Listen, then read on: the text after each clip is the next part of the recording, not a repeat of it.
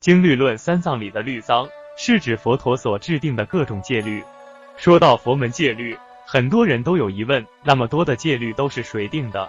出家女众的戒律为何多达348条？戒律又到底是不是一种束缚呢？出家比丘有250条戒律，但绝不是谁刻意想出来的，而是佛陀因时制戒。在佛陀成道后第5年，僧团因当地的饥荒面临困难，比丘须提那子带领着一些比丘回到他的家乡去乞食。须提那子出家前家境殷实，并且已经成婚，回乡后守寡的母亲求他还俗留下。按照古印度当时的法律，如果家中没有子孙作为继承人，这个家庭的财产将被官府没收。须提那子拒绝还俗后，母亲坚持让他为家里留下子孙。当时僧团还没有相应的行为规定，须提那子就与前妻发生了不敬行。之后他自觉惭愧，并说出了此事。佛陀呵斥了须提那子的愚痴行为，并由此因缘制定了第1条淫戒。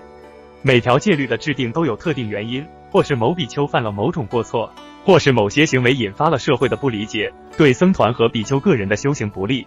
一条戒律的制定也不是一次成型的，随着具体情况的变化，经过初制、随制、并制等逐步完善，而且制定后也并非僵化不变。若是无心造作或意识不清等特殊情况，有些并不算真正的犯戒，这被称为开许。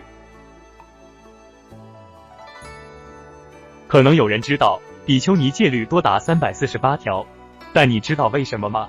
古印度时期实行种姓制度，在当时流行的婆罗门教影响下，女性的社会地位非常低下。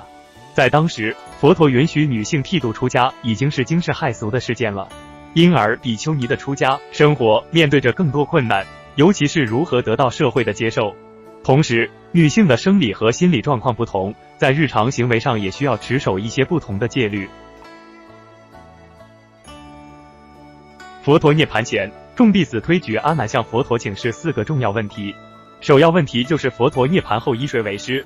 佛陀明示，当依戒律为师，能谨守戒律，就如同佛陀注释，这即是以戒为师的出处。华严经节言，戒是无上菩提本，应当具足持境界，若能坚持于境界，则是如来所赞叹。戒律是无上菩提的根本，也是佛法常住世间的根本。对于刚刚皈依的在家居士来说，可按照个人意愿决定是否受戒。戒律虽有出家人和在家人的区别，但一切戒律都是依据5戒为根本。在家居士受持的5戒：不杀生、不偷盗、不邪淫、不妄语、不饮酒。佛经中明言，受持5戒能获各种殊胜利益和善神护佑。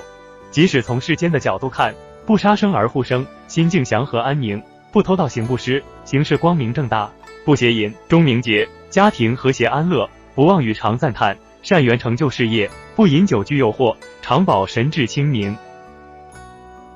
为了让在家居士也有机会感受出家清净离欲的生活，培养出世的善根，佛门也开设了8关斋戒的方便法门。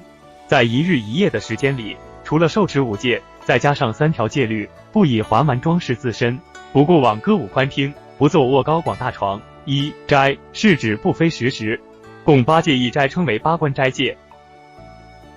在持守5戒的基础上，如果修行到了一定阶段，愿发菩提心的佛弟子，可进一步受持居士菩萨戒，包括6重戒、28轻戒等。那戒律又到底是不是一种束缚呢？绝对不是束缚，戒律是保护我们的。就如同现在疫情期间，有的不能出门，出门必须戴口罩。很多人都觉得一直待在家很郁闷，出门必须戴口罩也觉得很麻烦。但这些措施无非都是为了保护我们每一个人每一个生命。佛教的戒律也一样，都是为了保护我们不堕3恶道。